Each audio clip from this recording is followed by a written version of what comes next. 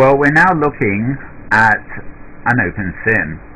We've logged in with a Second Life browser known as OpenGrid, which is a variation on the Beta Grid browser, and it's allowed us some extra menus for those of us who are members of a group called the Gridnaut. To join the Gridnaut, you need to go to the wiki at Second Life for OpenGrid, get on the mailing list there, and then apply to become a member. You then join the group in the regular client, then you rejoin the group in the Beta Grid client, and then you download OpenGrid, and you should be able to log in with your regular avatar name. You won't be able to log in at all if you're not a member of the group. You won't be able to get past the login screen. As you can see, I've teleported to one of the OpenSims, and there's a nice welcome sign saying welcome, welcome, Gridnaut, and a screenshot showing some of the first arrivals. You'll see I'm a ghost, the new Ruth, or whatever we want to call it, and I'm walking out of this particular building, and I'm pretty sure that the people I'm finding here, one is going to be One Linden. There he is, straight ahead of me. He is kind of one of the two mission commanders of all this grid bouncing, grid hopping experiment, and we have another avatar here. You'll notice that we all have our avatar names, and then we're sort of there's a suffix saying external. You don't see any group names here, you have no friends list, you have no inventory, you have nothing at all really. Your real avatar is, as far as I know, logged in on the Beta Grid as an avatar, but the what we see of ourselves here is just a sort of ghostly presence. As you can see, they've been fiddling around, doing little bits of building here, yay I, etc. And this particular sim has got a very basic office structure on it. Now, what we're able to do in this version of the browser is we're able to go to the world menu and choose teleport to region, which is a new facility basically. And I've been in here before, and this box actually keeps my history. And what I'm able to do now, for example, is I'm going to choose the top one here, which is Tish Shoots OpenSim as Yugo TradeNet.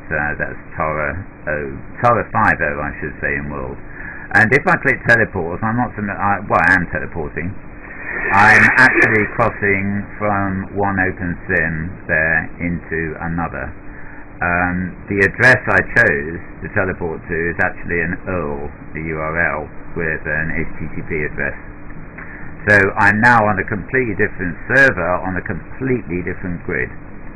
And this is Yugo Trade Zone. You'll see that I'm sort of trapped in a cage, but that doesn't faze me at all because I'm a ghost and can walk through it. And in front of me, you'll see here we have Tara O. Now, on her particular grid, it's quite interesting. We've got quite a lot of Gridnauts around here. As you can see, most of them, like me, are new Ruths or ghosts. But some of them do actually appear as good old-fashioned Ruths. For those of you who don't know, Ruth is a sort of default female avatar that's been around in Second Life for yonks, and is sort of what you get if you haven't got customization tools available for you. So Tara O, who's normally far more attractive than this, is actually appearing today as a Ruth. There's not a great deal one can do here. We do have group membership, but the group membership is simply an extension of the Gridnaut thing. There are no other groups to join. You can't easily add friends to your friends list, because they're actually, although you see them here, they're real avatars. Their inventory and everything else is still present on Second Life's Beta Grid.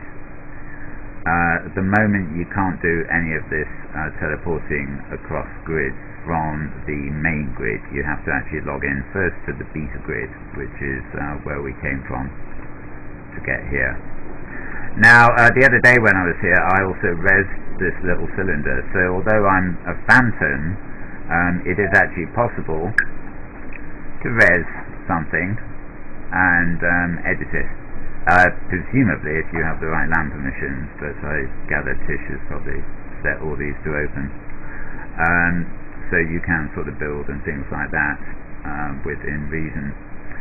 Now, if I had my own OpenSim server, well indeed I have one called TribalNet, this would actually allow me to build a sim on my local computer and then use the server to put it online. And once it's online, that would actually have an URL attached to it, which I would then be able to enter into my teleport box here and teleport across to a grid that, or a sim rather, that's actually running on my own computer. I haven't been able to do that, I'm afraid, because of problems with something called Vista. Nothing to do with this actual system itself, but it's a step towards what I foresee as a kind of second large environment on my desktop one day, where I could operate local programs and such, and then simply teleport from the desktop into whichever world I particularly wanted to be in at any given moment. So, I mean, it's remarkable to think that it's literally only a couple of weeks ago when this was done for the first time, and now for those who want it and are able to register with the Lindens, you can actually take part in this sort of test yourself, and it just seems to get better day by day. I almost dread to think what we'll be able to do in maybe even a mere month from now. So, for those who are asking, this is the way it looks. This is my third take at recording this. I'm using Camtasia at this point in time, which is giving us the best quality picture at least. And a nice sort of place it is. And if I want to go to another location, I simply choose teleport region.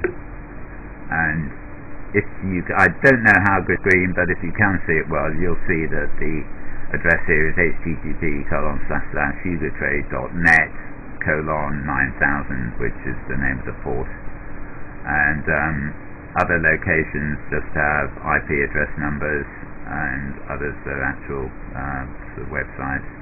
I will choose, there's one here called OpenSim Virtual Nowhere, and if I hit that, as you can see, I've landed in yet another location.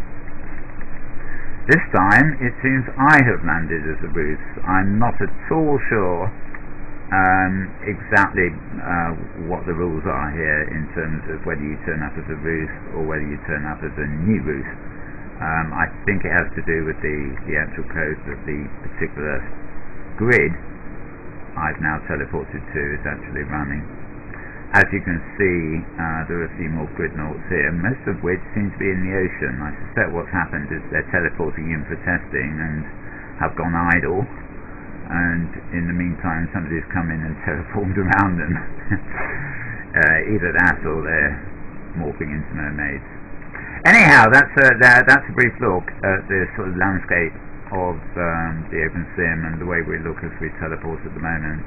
As I said, we don't have any inventories, there's no way of getting in touch with your friends here easily, and there's limited communication facilities, but the main thing is that the transport between grids is actually up and running, and seems to work, in my experience, pretty seamlessly. It's a bit of a work to set it up and join the groups and everything else like that, but once you're up and ready, it seems to work pretty fine indeed.